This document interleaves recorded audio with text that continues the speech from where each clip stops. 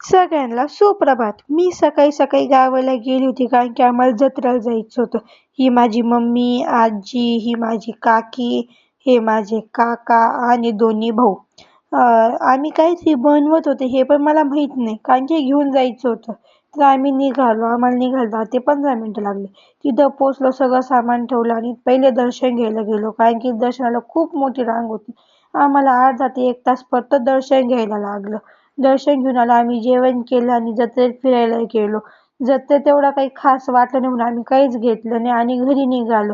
घरी आल्यावर माझ्या भावाला काय सुचलं काय माहित, त्याने ह्यो बॉक्स काढला आणि त्या बॉक्समध्ये काहीतरी व्हाईट कलरचं सॉफ्ट सॉफ्ट होतं. त्यासोबत मी थोडा वेळ खेळले, पण बोर व्हायला लागलं म्हणून माझ्या भावाने एक मशीनच तोडली.